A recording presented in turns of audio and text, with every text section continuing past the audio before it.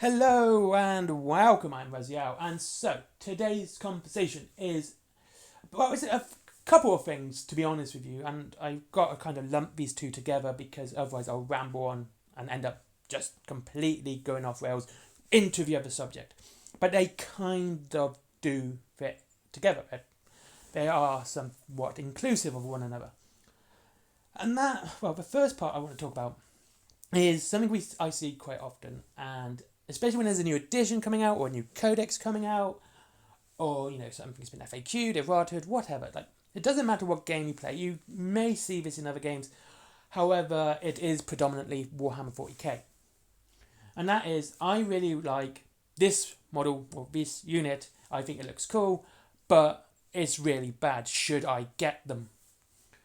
So, in my opinion, my answer would always be yes. If you like the looks of a model and you like, you think they look amazing, you think they look cool, yes, get them for your army. Because here's a couple of things I've realised while building and painting minis throughout my life. That when you actually have confidence in building and painting it, you really enjoy the model, you tend to produce a far better looking model. It could be the most obscure paint scheme you ever see. I've done Plague Marines in a nice bright blue and red colour scheme. Hopefully, if I remember, you can actually see the picture now. And because I had such confidence in how this is going to look, I actually found out this was quite a fun and interesting way of painting. And these are some of my favourite painted models I've ever done. And so that's the first thing. Because you've actually got an emotional attachment to the models, you're going to enjoy building them and painting them a lot more. Yeah, they might suck on the battlefield, but that's one part of the hobby. The other two parts being building and painting, and that's, to me, the most enjoyable part. Well, actually, it goes building, playing, painting. I'm not a fan of painting my models. I really am not. Especially large horde armies. So that's the first thing. And being so concerned about their rule set right now is a silly thing. It's a bit of a short-sighted point of view. Mainly because, again, this is more of a Games Workshop thing than anyone else. But the rules change so frequently. Almost with every new codex that comes out, you will find the rules change across the board. It's a silly thing in my opinion, because obviously, they should be as they are when they come out. And they actually had a very balanced game at the start of 10th edition with all the data sheets, and when the codices start to drop, the balance went out the window. Well, and so that's the other thing. Like, if you're concerned about the rules now, it's a bit short-sighted, because they're probably going to change. They're probably going to change either for the better or for the worst. They're going to change. So when it comes to models, you should only get, in my opinion, so you can be different on this one if you want. Get the models that you like the look of. Get the models that you think are going to be fun to build, paint. Those ones are the ones you're going to enjoy more. Yeah, they're probably going to get wrecked sometimes, or they might be bullet spongy. But just get them because you like the look of the models, and that's absolutely the biggest reason to it. The second one, which kind of goes into this, is the other question, and this is one I believe I talked about before anyway. And when it comes to lore books, and the first thing is, I just got into such and such hobby. What book should I read first? Now, here's the kicker. I'm as guilty as this as the next person, and I will not deny that.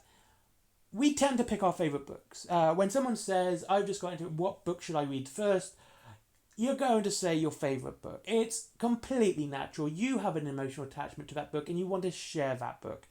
You want to share the stories. You want to share that. That's completely natural, and there's nothing wrong with it at all.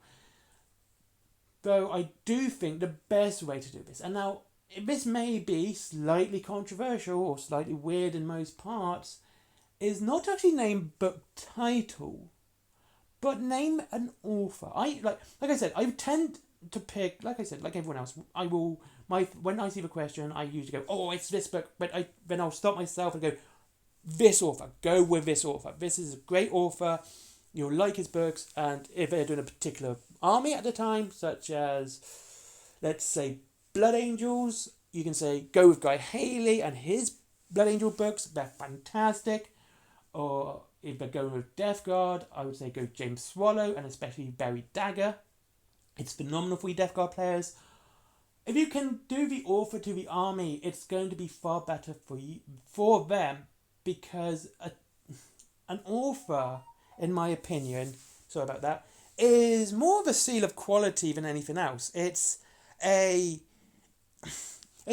because when you see an author, you can usually go, yeah, this author, he writes good stuff. If we take Dan Abnett, for example, Dan Abnett is a phenomenal writer. He really is. And we're not just talking 40k here. If those who remember the PlayStation 3 and the Resistance games, there was a graphic novel, and the first issue within that series was written by Dan Abnett and Andy Lanning. Great combination for comic books. Guardians of the Galaxy. Dan Abnett's the reason Groot says, "I am Groot." He has made phenomenal changes in not just the 40k universe, but the Marvel universe. I believe he did Aquaman for DC. So did Jeff Johns, but Jeff Johns did actually a better job in my opinion. But like I said, he does phenomenal work outside of 40k, and as he does make great changes. Even though you might argue about Legion, but that said. And the same with Guy Haley. Some of his own work, which is not 40k, there's Viking... Wait, is this Viking books? Or is that Justin Hill? Basically, Justin Hill and Guy Haley have other fantasy books they make outside of 40k, their own series, and they're both very good and well worth reading. So, if you go with your favourite book, it might not really, attract the person who's talking.